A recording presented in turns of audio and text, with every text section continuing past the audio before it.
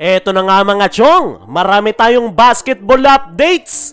Boss Al Francis Chua, may motivation para sa Barangay Ginebra. Coach Tim Cone, nanghihinayang kay Christian Stan Hardinger. Sa ngayon nga mga chong, ay itong si Stan ang pinakamainit na player ngayon sa PBA nang dahil yan sa issue na nabubuo sa Terra Firma Jeep. At nitong nakalipas nga lang na araw ay inanunsyo mismo ng Terra Firma Management na magre-retiro na si Stan. Hanggang sa ngayon, hindi pa nga rin nagsasalita itong si Stan patungkol dyan. Pero sakali mang totoo na magre-retiro na ito sa PBA, ay marami ang manghihinayang.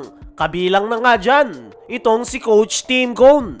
Dahil ayon sa kanyang naging latest interview sa Power and Play ni Noli Yala, ay hindi nga raw alam ni Coach Tim kung ano yung buong pangyayari, kung bakit nagkaganon si Stan sa Terra Firma Jeep. Pero naniniwala nga ito na marami pang gas na natitira si Stan sa kanyang katawan. Siya nga raw mismo ang magpapatunay niyan dahil isang araw incredible big man si Christian Stan Hardinger. At sa lahat nga raw ng big man na kanyang nahawakan ay isa raw one of the kind itong si Stan. Inamin pa nga nitong si Coach Tim Cone na talagang hindi raw sila magkasundo. May mga times nga raw na nahihirapan silang sumabay kay Stan. Meron din daw times na si Stan ang hindi makasabay sa kanila. Hindi nga rin daw itinatanggi nitong si Coach Tim na palagi silang nag-aaway ni Stan sa kanilang team practice maging habang ongoing ang kanilang laro dahil hindi daw sila magkasundo.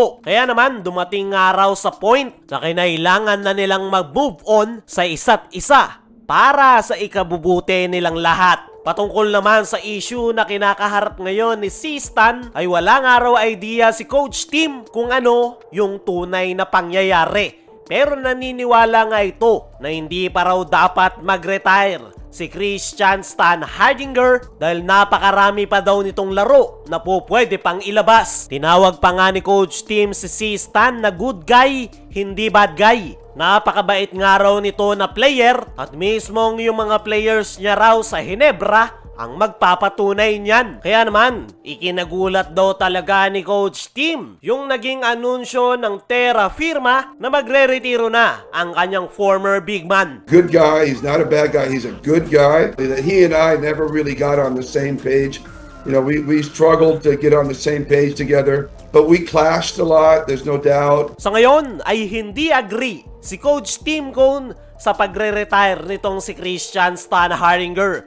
Naniniwala nga ito na kung hindi man daw maglaro si Stan sa PBA, ay mas maganda raw na maglaro ito overseas, particular na sa Europe, dahil naniniwala talaga si Coach Tim Cone na marami pang ibubuga itong si Christian Stan Hardinger. I don't know what's going on over there. He's certainly got a lot of game left. I mean, he is an incredible talent.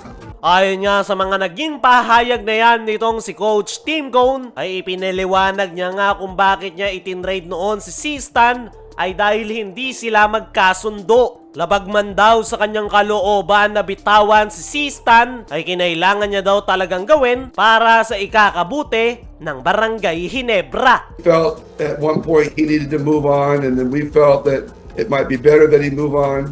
Agree rin ako sa sinabi ni Coach Tim na marami pang pwedeng maipakita itong si Christian Stan Hardinger. Nandoon pa rin talaga yung kanyang skills at talent. Talagang kinakailangan lang nito ng spark para maibalik yung kanyang gigil sa paglalaro. Pero hanggang sa ngayon nga mga chong ay tahimik itong si Christian Stan Hardinger. Tanging Terra Firma Jeep side pa nga lang ang ating napapakinggan. At mas mabuti kung kay Christian Stan Hardinger mismo manggaling yung kanyang magiging desisyon kung talaga nga bang magre-retiro na ito o magpapatuloy pang maglaro o nagre-request lang ng trade. Dumako naman tayo dito sa kabilang balita.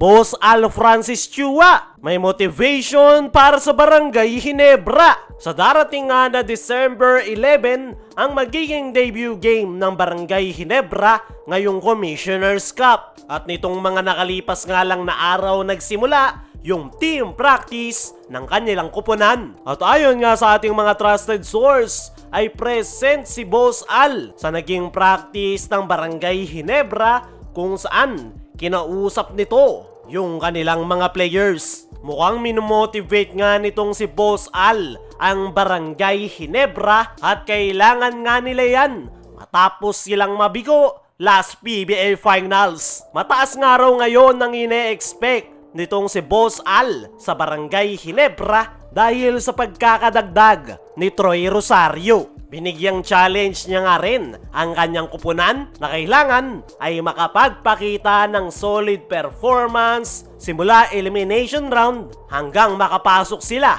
ng PBA Playoffs. Para sa akin mga chong, ay hindi yan madali para sa Barangay Ginebra dahil panibagong adjustment na naman nga yung kanilang gagawin dahil sa pagkakadagdag ni Troy Rosario. Pero magandang motivation nga yan para mas ganahan yung kanilang mga players. Panigurado, merong bonus na nabanggit itong si Boss Al na mas magbubus sa Barangay Ginebra players. Sa ngayon ay unti-unti nang nakukumpleto yung Barangay Ginebra players sa kanilang team practice. At as of now ay meron pa rin silang sapat na panahon para makapaghanda sa kanilang magiging debut game. Kaya mga chong, ano ang masasabi nyo sa motivation na ginawa ni Boss Al para sa Barangay Ginebra? Ano rin yung masasabi nyo ngayong nangihinayang si Coach Tim kay Christian Stan Hardinger? I-comment mo lang dyan sa ibaba.